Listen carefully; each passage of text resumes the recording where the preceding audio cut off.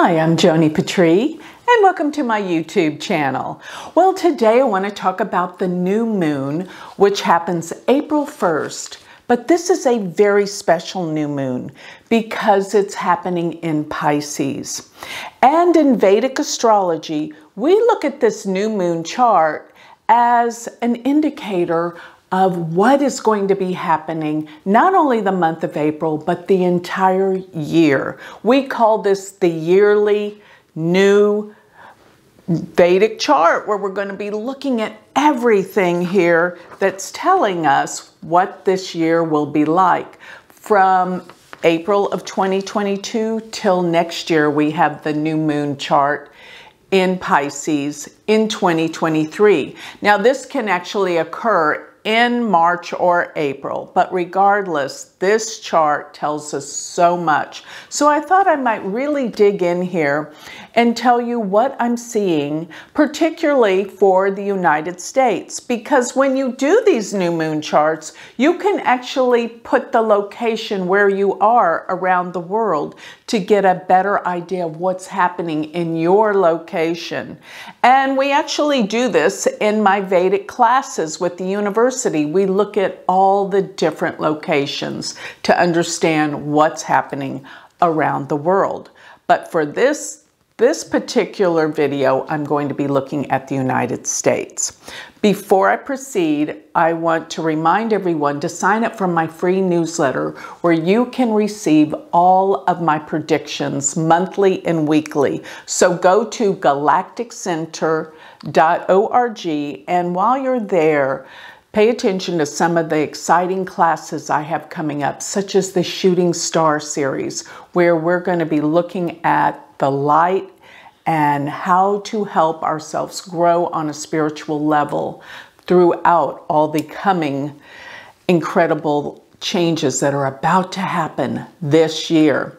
So let me proceed and let me put up the new moon Pisces chart that happens on April 1st this year. So looking at this chart, for the United States, I put in Washington, D.C.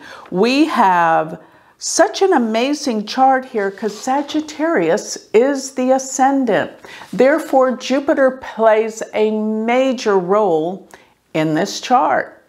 And so many things are happening in April. Oh my goodness. We have the Jupiter-Neptune conjunction, which they sit together in the third house of this chart. What is that telling us?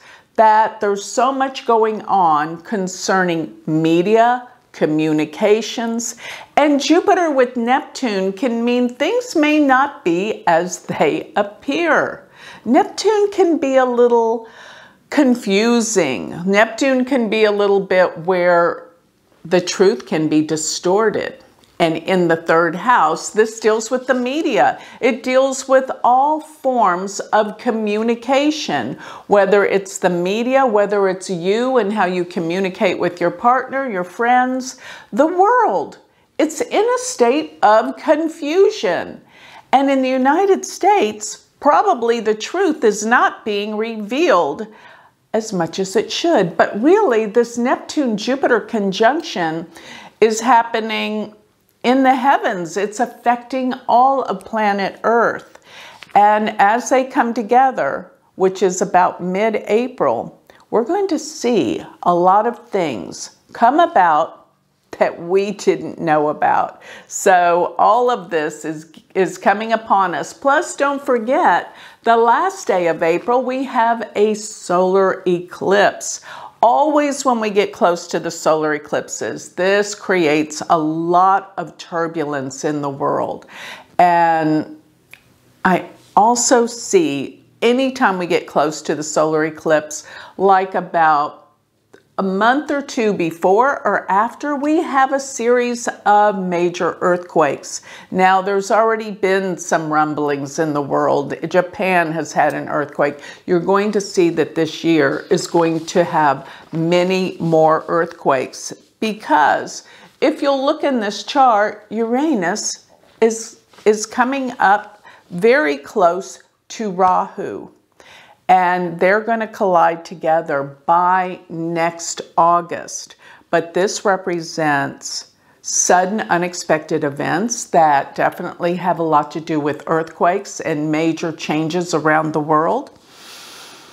But looking at this chart, if I could say what is the most important thing that we have to look out for besides all the miscommunications and things that are not clear and not delivered to us, there's a lot hidden.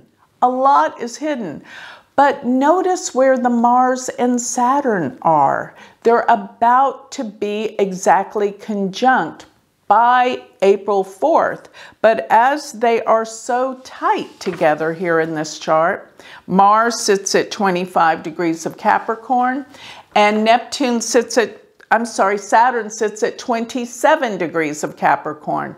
So they're only 2 degrees away from each other. This will have a drastic effect on the economy. Why do I say that? Because they're both together in the second house. And you see, the last time that Saturn and Mars came together in Capricorn, remember Mars is exalted, Saturn's in its own sign. This is intense. The last time was around March 30th, 31st of 2020. That was the day the stock market went down to practically its lowest in a long time. But I told everyone it'll go back up. And likewise again, I believe this is going to be the same thing that's going to be happening. Stock market's going to plummet. The economy is going crazy. The second house is money. Realize that the Mars-Saturn conjunction is so tight here in the second house. See, Mars is action. Mars is energy. But you put Mars and Saturn together, even though they are in incredibly strong signs. It's like going down the street with one foot on the accelerator and one on the brake. It's like nothing really goes. So there's delays and setbacks where? Second house, the economy, the money.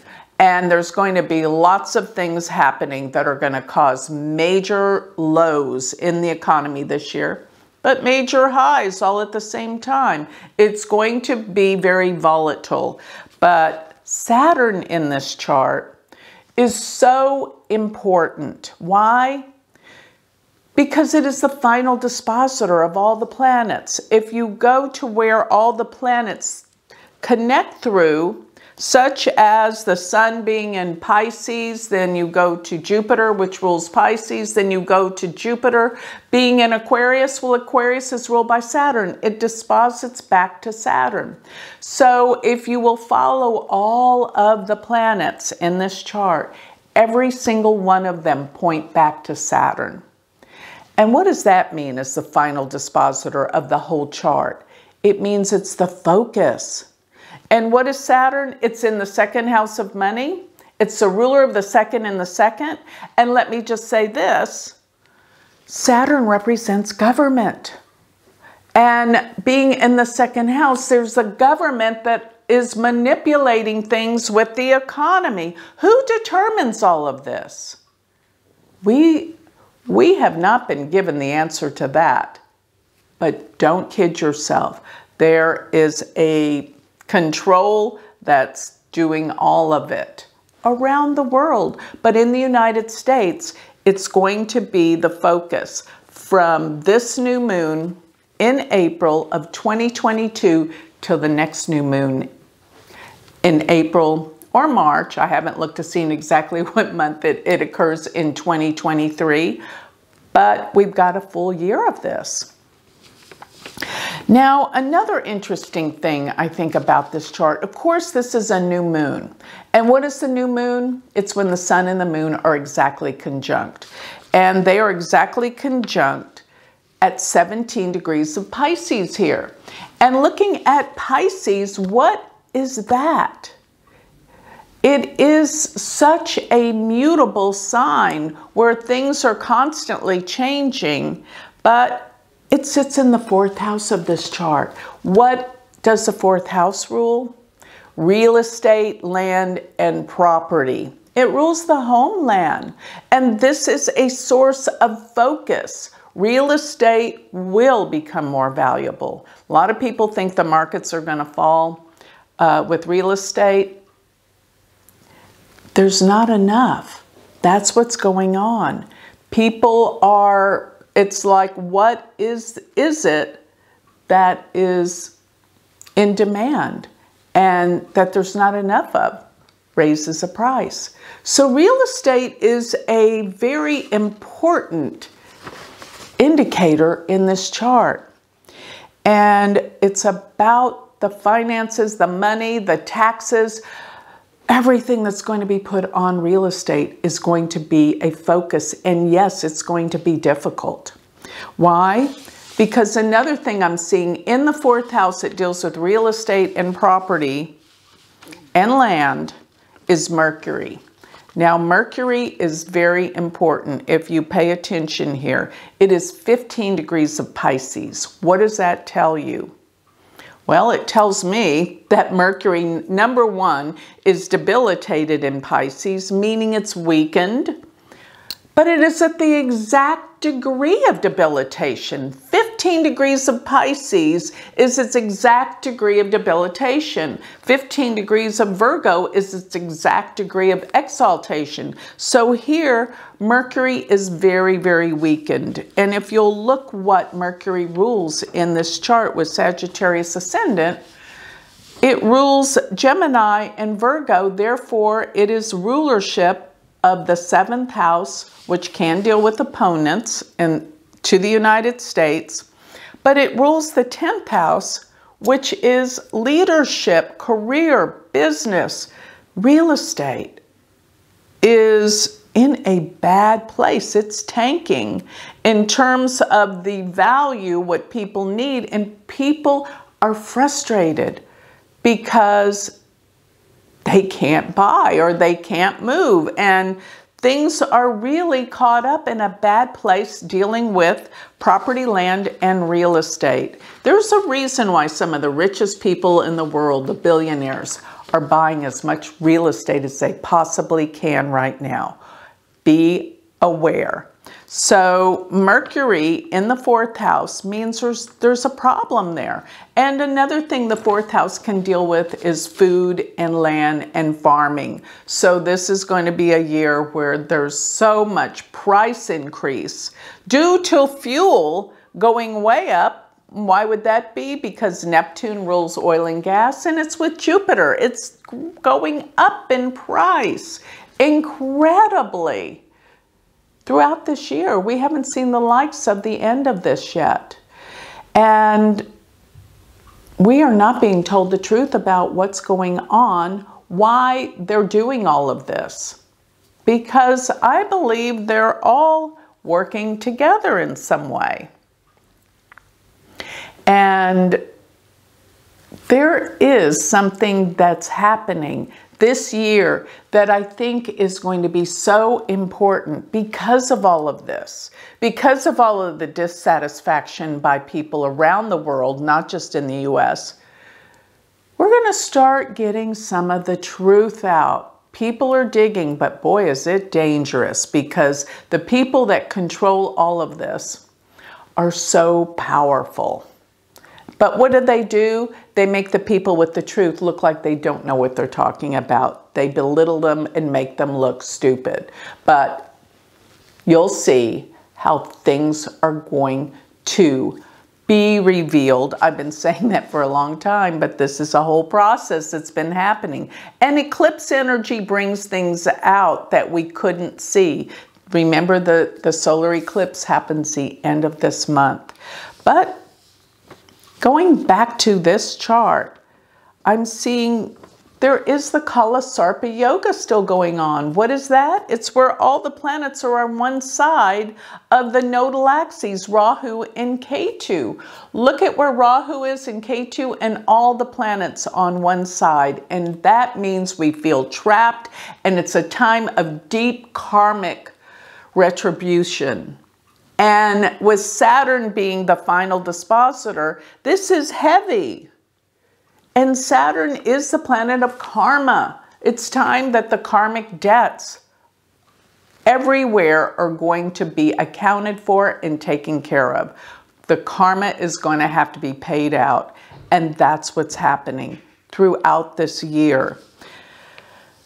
The positive thing, on the positive light, is the Neptune Jupiter coming together. And that is why I'm having classes on this. It really is a time when the spiritual veil is its thinnest and we can connect. So there is going to be a lot of truth that comes out, and a lot of people are evolving and growing spiritually. And this means the whole planet is going to evolve and grow. When we have light workers working on major things such as healing and consciousness and waking up, you're going to see that it's going to start happening. This is the best time to be alive because the spirituality and the growth that's possible is amazing. And don't doubt it for a minute. Things are about to happen. And sometimes it's the darkest night before the brightest day, though, because we are in the dark side of the cycle before the revelations of the light come about. But that's what we have to look forward to this year. Neptune coming together with Jupiter, and especially when they move together into the sign of Pisces, there's a lot that's going to happen that will be good for the planet. Healing. Now, one more thing, notice that where the sun and the moon are at 17 degrees of Pisces, they are in the Nakshatra, the very last Nakshatra of the zodiac, Revati, the 27th Nakshatra. And this is a very positive, uplifting nakshatra. It deals with healing and it deals with the good. It deals with compassion. And this nakshatra, because it's the last, means that there is an ending to things about to come about. And Revati is actually ruled by Mercury. But because Mercury is debilitated, it's going to take a while before the awakening comes, but it will come. Here's the thing, when there's a problem, then we know where to focus. And through this focus of understanding what's going on in this world, the world's going to change. One thing I see from this, and this is the best thing, that the media, remember, this is where Jupiter, Neptune, and Venus are in the third house of this chart. It means there's going to be so many opportunities coming about with the media. Oh my gosh, with the media, this is going to be phenomenal. New avenues of information are going to come out that give us the truth. And this is basically because, well, Mercury being retrograde, Mercury rules media and information and communications. We're going to see where we need to really focus because we've been fed lies for so long. But all of us are waking up. We all know something's not right with this, right? And with this, the Jupiter-Neptune brings an awareness and awakening. And the third house deals with media, information, communications, all sorts around the world. And this is what's going to wake up. Amazing, incredibly. There's going to be movies. There's going to be new ways of getting information out to everyone.